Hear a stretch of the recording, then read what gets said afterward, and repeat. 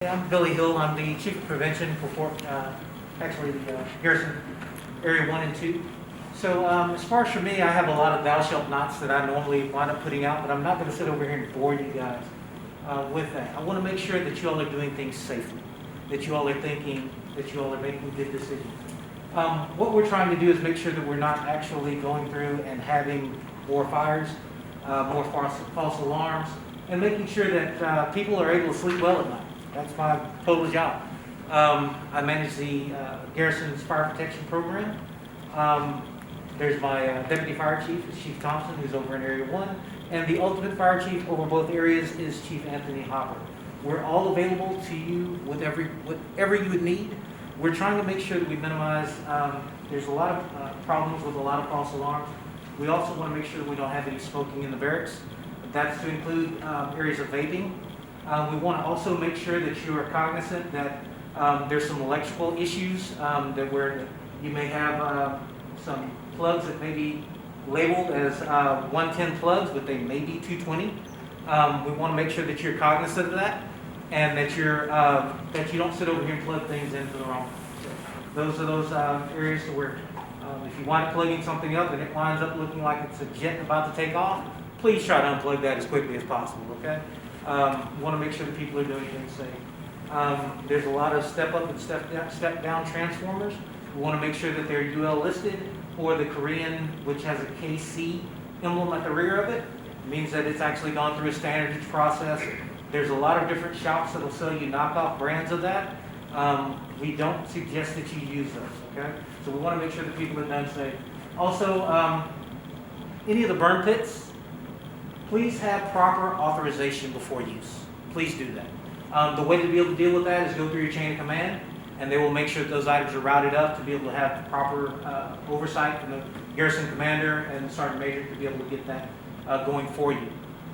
We don't want to have areas where things would burn in some of our areas because, as you said, there's a lot of cultural significance in this place. There's a lot of areas that really and truly we don't want to have an international incident. So we want to make sure that people are being safe and that we're here for you, okay?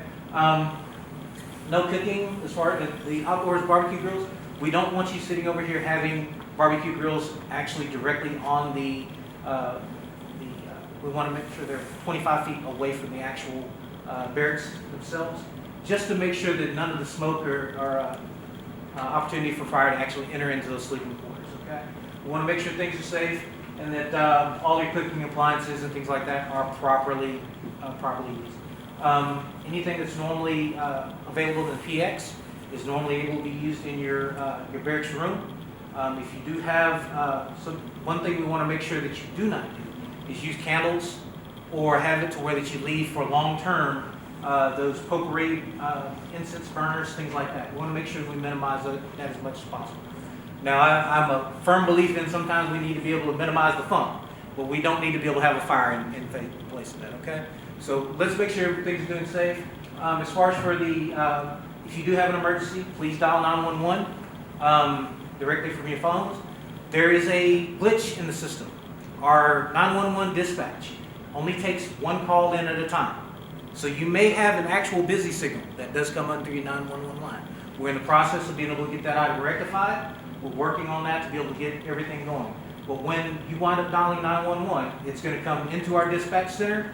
Also, the police department is going to actually pick up, and also the medical side will also pick up at that same time. And we'll make sure that people are there to be able to move forward to you to make sure that you're taken care of. We want to minimize as much as we can interactions with the outside ambulances, because outside ambulances do come on this actual installation to provide medical support. We want to make sure that that is a life-threatening injury, okay? We don't want to have someone going in because they want a missing sick call. There's a TMC for that, okay? Utilize that properly and make sure we can minimize those non-emergent calls, okay? Because also they're taking assets away from the actual whole area to be able to come and service us. While we're glad of that, we want to minimize that as much as possible, okay? As far as for the non-emergency, the emergency lines are all listed there. Please get those into your phone if at all possible. If you're outside in the general area, if you wind up calling 119, You will probably wind up speaking to someone who does not speak English at all. But we want to make sure you're utilizing the 911 service. That way that you might be able to speak with a English-speaking person, be able to get that item relayed, and if that needs to be relayed over, we can get them over there as soon as possible, okay? Is there any questions of me? All right. Yes, sir.